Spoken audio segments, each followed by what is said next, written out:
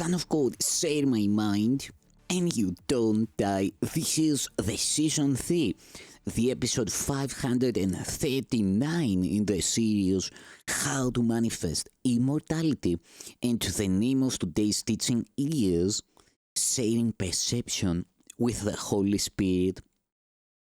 What do you want? Light or darkness? Knowledge or ignorance are yours, but not both.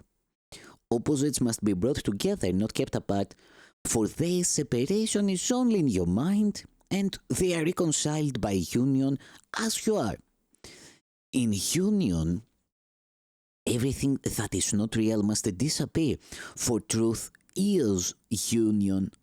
As darkness disappears in light, so ignorance fades away when knowledge dawns. Perception is the medium by which ignorance is brought to knowledge. Yet the perception must be without deceit, for otherwise it becomes the messenger of ignorance, rather than a helper in the search for truth. The search for truth is but the honest searching out of everything that interferes with truth.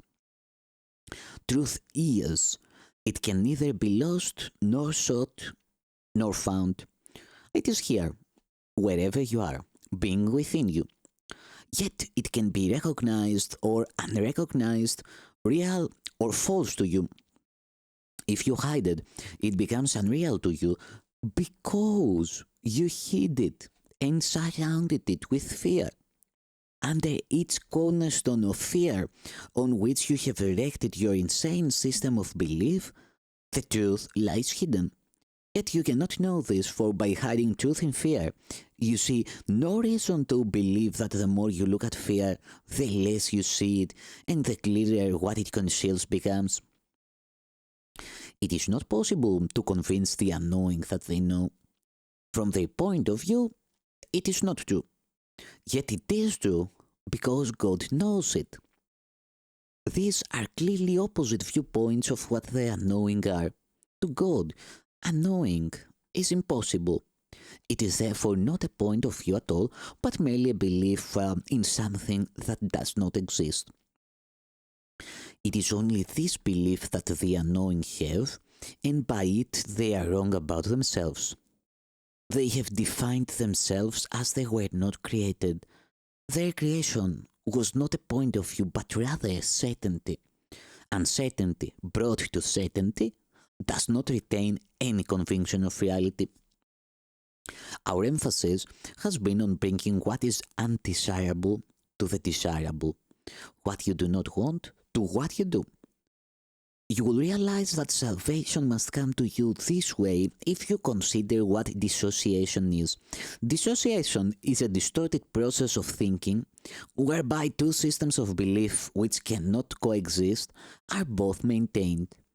If they are brought together, their joint acceptance becomes impossible. But if one is kept in darkness from the other, their separation seems to keep them both alive and equal in their reality.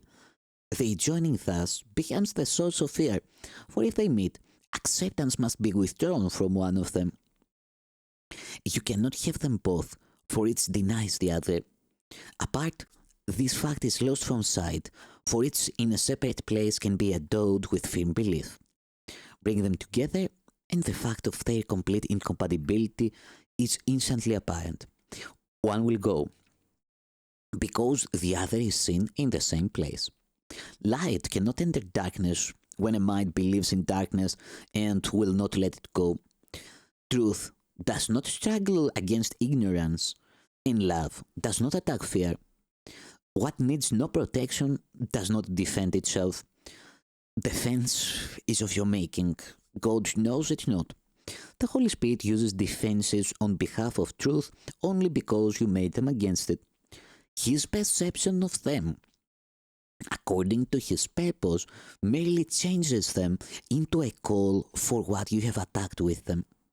Defenses, like everything you made, must be gently turned to your own good, translated by the Holy Spirit from means of self-destruction to means of preservation and release.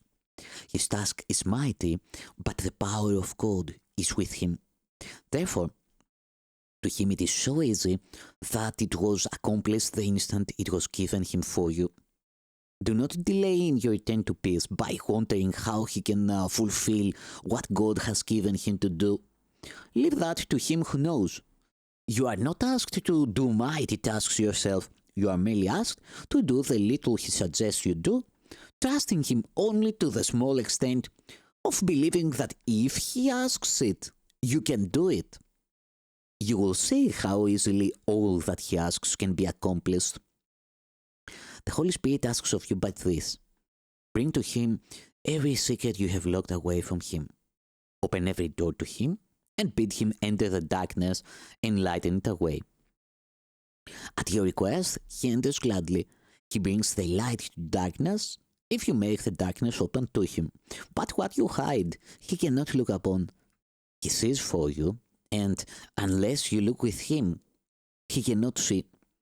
The vision of Christ is not for him alone, but for him with you. Bring therefore all your dark and secret thoughts to him, and look upon them with him. He holds the light, and you the darkness. They cannot coexist when both of you together look on them. His judgment must prevail, and he will give it to you as you join your perception to his. Joining you with him in seeing is the way in which you learn to share with him the interpretation of perception that leads to knowledge. You cannot see alone. Sharing perception with him whom God has given you teaches you how to recognize what you see. It is the recognition that nothing you see means anything alone. Seeing with him will show you that all meaning, including yours, comes not from double vision, but from the gentle fusing of everything into one meaning, one emotion, and one purpose. God has one purpose which he shares with you.